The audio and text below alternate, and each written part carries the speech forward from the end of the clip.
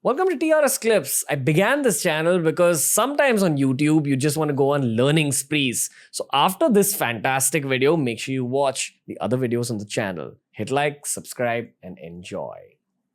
Do you think it was the same vision at the start, or did this vision develop? His vision developed.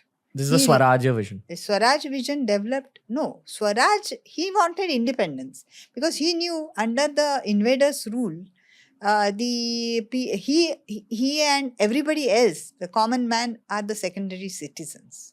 Okay.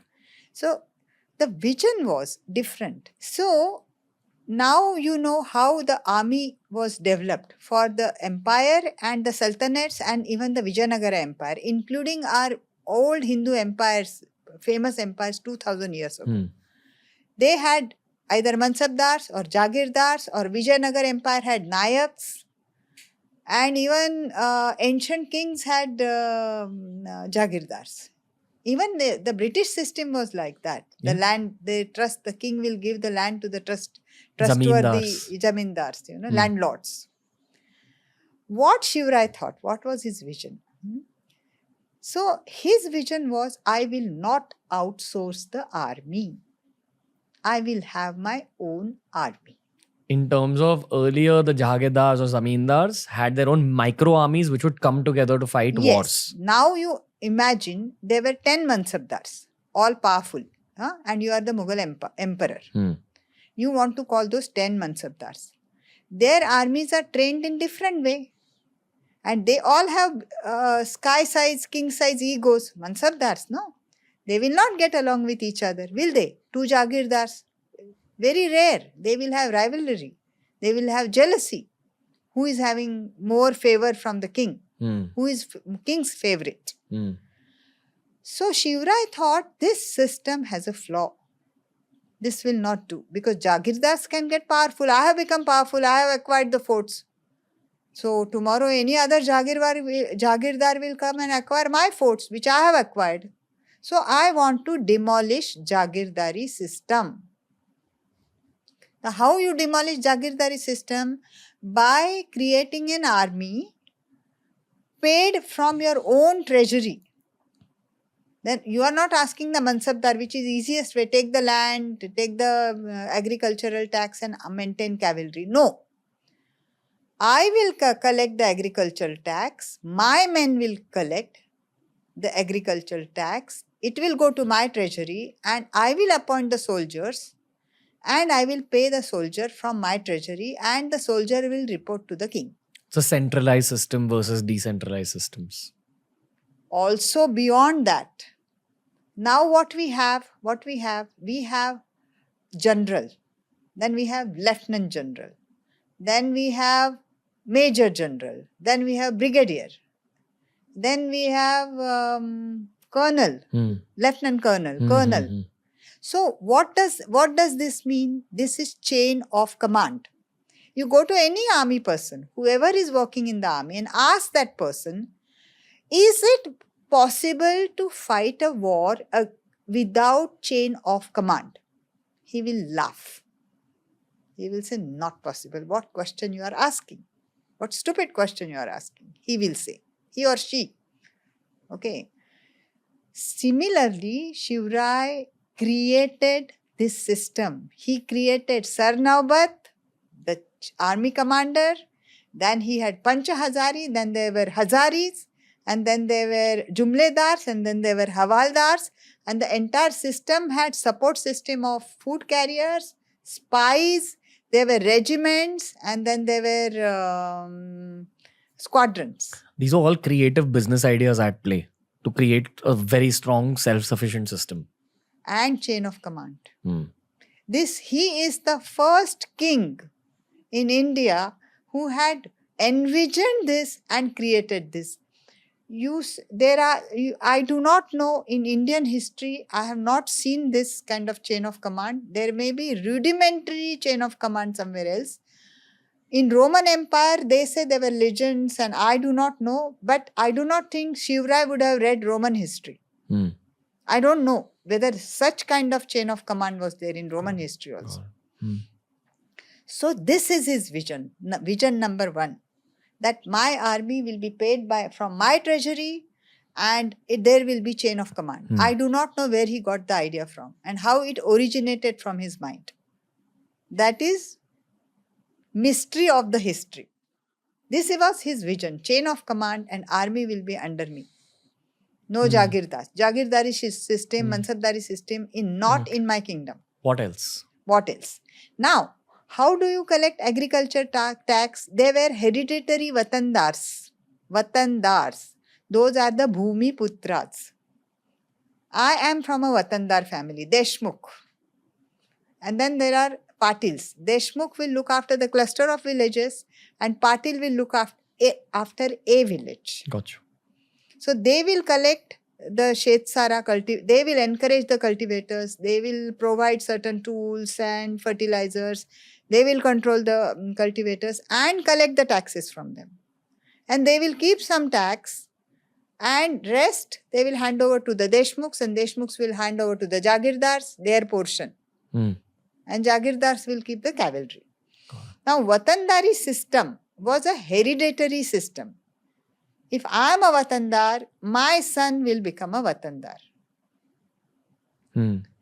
So, these Watandar also became very powerful. They also built fortresses. They had their own sentinels. They had the fights among themselves.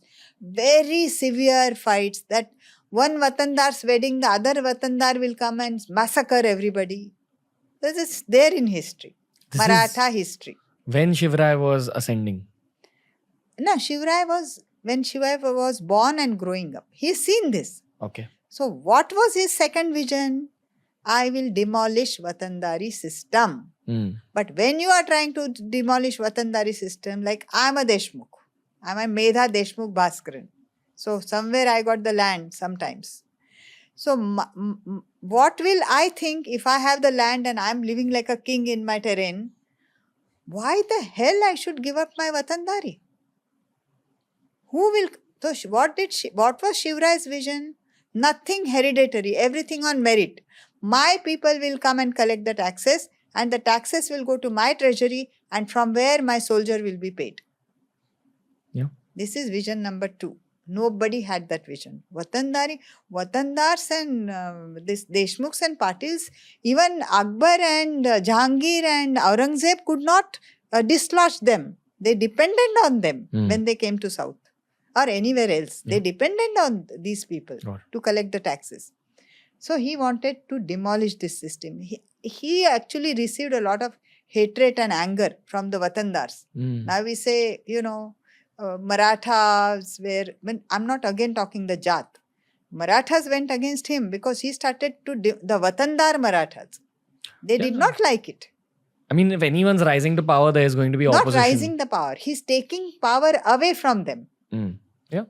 I mean, he's rising on a national scale. Scale. No, that is another aspect. He is taking power from me. It's coming personal now for me. Sure. It became personal. So the ones who opposed were brought down by force? Yes. Okay. Brought down by force.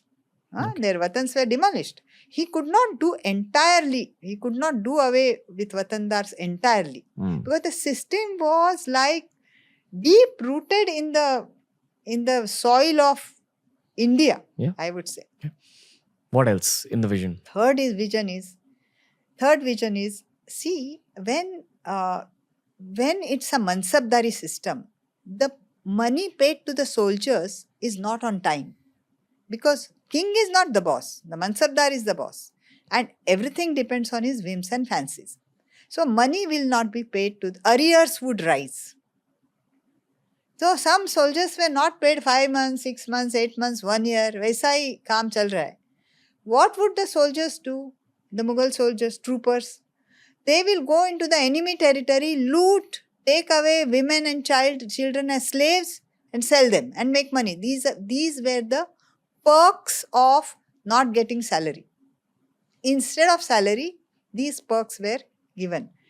What is the difference between Badshah Aurangzeb and Shivarai? They both were not women. They never, they treated women with great respect.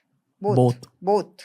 Okay. One was of course a fanatic, one was religious, but not fanatic. Most important difference is Aurangzeb allowed his soldiers to loot the other territory. take what you want. But with Shivrai, first time in the history, he started military law. If you harass women and children, even in enemy territory, you will be executed. You will be thrown from the Takmak Tok of Raigad fort, which I find is a third vision. Okay, it's like nobody, military law has, now we talk about military law. He thought of it then, and he also punished many people under that law. The fourth vision is, now we talk about human trafficking. But slave trade was flourishing those days. Portuguese had become immensely rich, and Goa was known as Rome of the Orient. Itna rich they had become, So it's all on slave trade. But when Shivrai, he went to south later on, his south victory or acquisitions, he acquired many 50 forts, including fort of Jinji. Okay, that is another story actually. That belonged to Adil Shahi.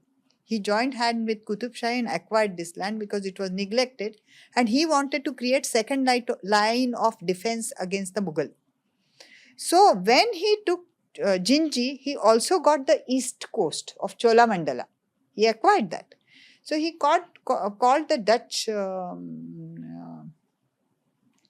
traders, and this is in history. Okay, we have correspondence on this. He said to them that if you do not stop the trade of gulam, means slaves, if you do not stop your slave trade, you will be eliminated. I do not want human trafficking in my area.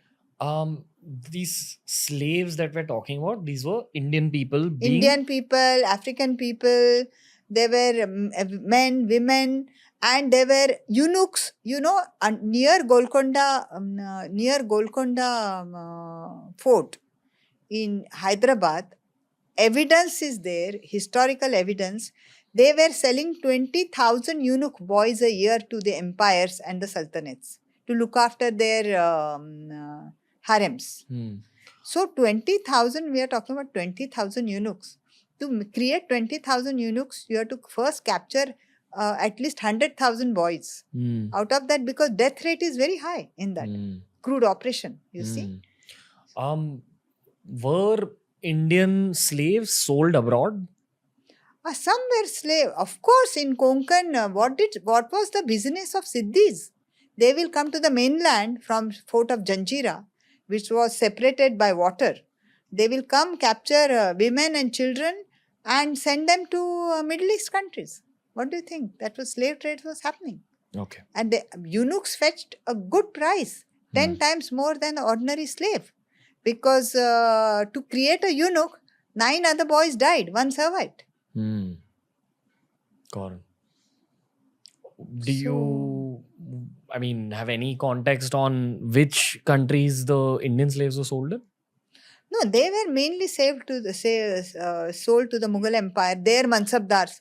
Okay. See, Mansabdars also had harems, no? Within the Indian subcontinent, from one place to another. Then they were also sent to Muscat. Oman. Okay. That was, they were sent, eunuch slaves. Eunuch slaves were sent to, Portuguese became immensely rich. Also what they did, and also Shivrai why he wanted to acquire this west and east coast? Because Mughal cavalry, see, when cavalry force is the heart of your army, what you need? Majorly horses. So the horses from Arabia came by road to the Mughals. But horses to the southern sultanates came by sea trade. So what Shivrai thought, another vision of his, if I take over the coasts, and if I build a strong navy, I will stop the horse trade to the southern sultanates. And their cavalry will become anyway weak. They will not get horses. How will they get horses? Okay.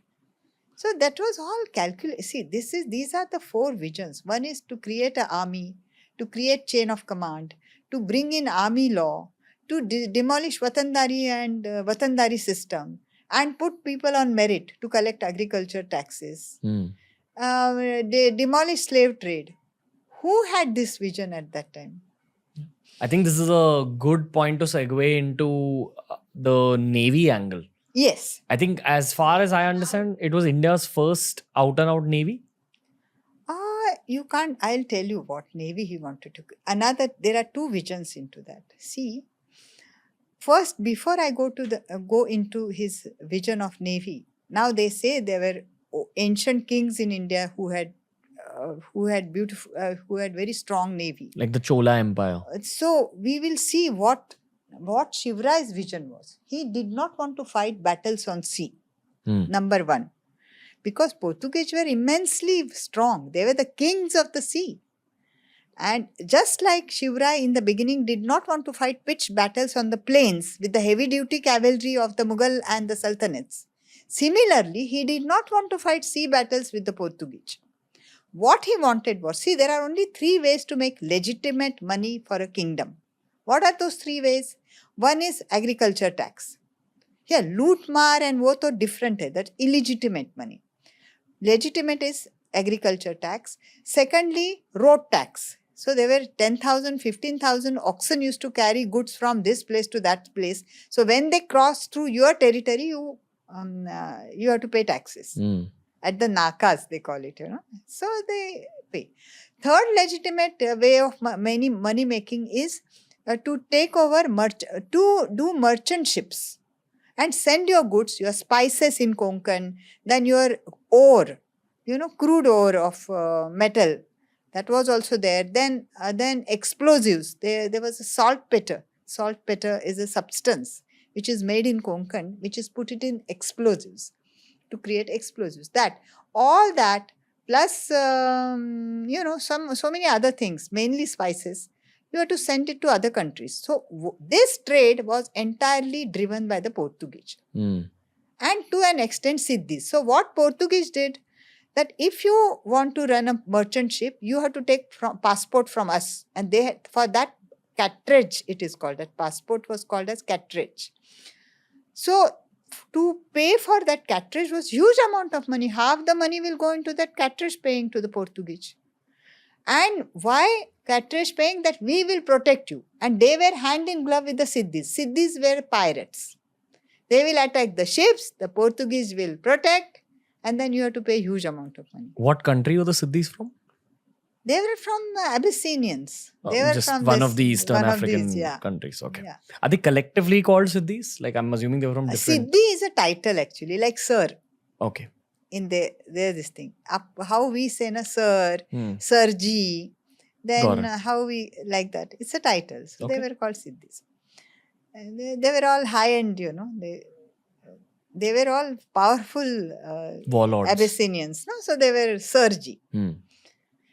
So that drama went on. The Siddhis were attacked the ship, then the Portuguese will protect it, and then you have to pay a lot of money to the Portuguese. So what Shivrai thought, why can't I have my own merchant navy? Why can't my people do this legitimate business? But to do this legitimate business, I will need small warships also to protect the merchant ships. So that was the idea of his navy. It's not to fight major battles. So to acquire certain business which was happening in his own country and give it back to his people so he can collect taxes on it and improve his, because economy is everything, no? If you want to even dream of a Swaraj, economy is the basic. If you enjoyed this video, here's a playlist full of videos kind of related to the one that you just saw. Enjoy.